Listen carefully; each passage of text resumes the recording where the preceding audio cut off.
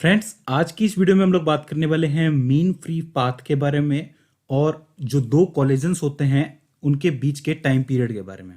जैसे देखिए, मान लीजिए कि हमारे पास एक कंटेनर है और उस कंटेनर में गैस है। अब गैस के पार्टिकल अलग अलग डायरेक्शन में मोशन करेंगे।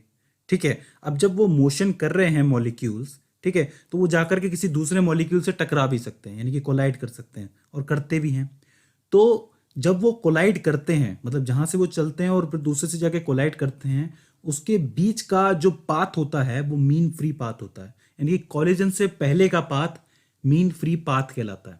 ठीक है, उसको एल का नाम भी दे सकते हो। ठीक है, तो वो लेंथ का फॉर्मूला, उसका रिलेशन हमें देखना है।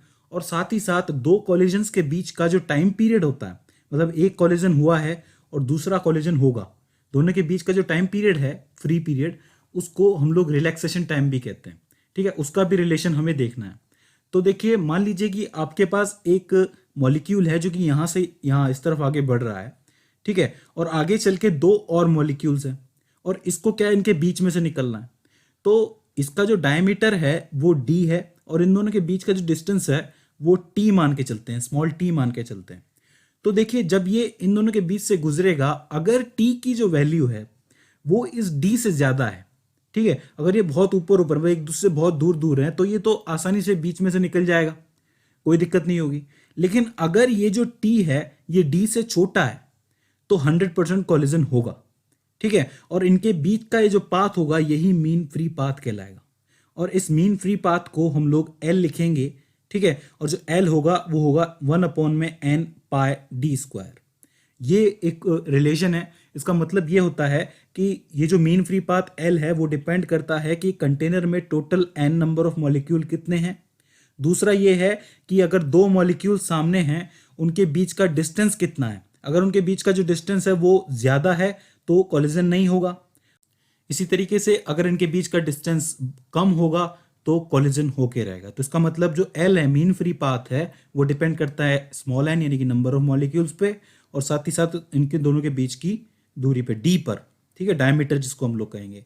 अब अगर हमें इन दोनों के बीच का टाइम पीरियड निकालना है, टी निकालना है, तो कैसे निकालेंगे? देखिए, एल हमारे पास है, ठीक है, यानी कि डिस्टेंस हमारे पास है। इसको अगर हम लोग मॉलिक्यूल की वेलोसिटी से मल्टीप्लाई कर देंगे तो टाइम निकल के आ जाएगा हमारे पास। ठीक है, तो टाइम इज इक्वल्स टू में 1/n πd² तो है ही, इसको v से और मल्टीप्लाई कर दीजिए, यानी कि इसकी वेलोसिटी से मल्टीप्लाई कर दीजिए। ठीक है, तो ये जो हो जाएगा वो उसका टाइम पीरियड निकल के आ जाएगा। तो हम लोग लिख सकते हैं L इज इक्वल्स टू में v मल्टीप्लाई बाय टॉ या फिर t, जिसको हम लोग कहते हैं। ये t जो है वो टाइम है।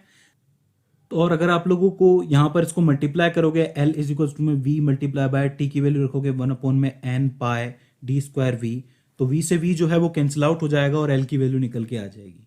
ठीक है, तो इसका मतलब आपको ये दोनों रिलेशंस याद रखने हैं, एक तो L की वैल्यू, एक टॉ की वैल्यू। इससे होगा क्या कि ये आपको न्यूमेरिकल सॉल्व करने में मदद करते हैं।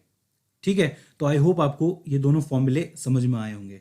अब देखिए, एक चीज और है जिस पर ये डिपेंड करता है, वो ये है कि मॉलिक्यूल कैसा है। ये मोनोएटॉमिक है, डायएटॉमिक है, ट्राइएटॉमिक है, या कौन सा है। ठीक है, अगर मोनोएटॉमिक है तो सिंपल सिंपल क्या होता है, सिंपल मॉलिक्यूल्स होते हैं, सिंपल एक एटम में, सिंगल एटम में घूम रहे होते हैं। मोनो के बाद अगर डाई होता है, यानी कि डायएटॉमिक होता है, तो दो दो होते हैं, और ट्राई होता है तो तीन तीन होते हैं। उसमें भी अगर नॉन लीनियर हुआ तो कॉलिजन होने के चांस ज़्यादा बढ़ जाते हैं। ठीक है, तो इस तरीके से ये फॉर्मूलाज आपको काम आएंगे। सो फ्रेंड्स, आई होप आपके लिए वीडियो हेल्पफुल साबित रही हो। फ्रेंड्स, आज की इस वीडियो के अंदर बस इतना ही। सी यू इन द नेक्स्ट।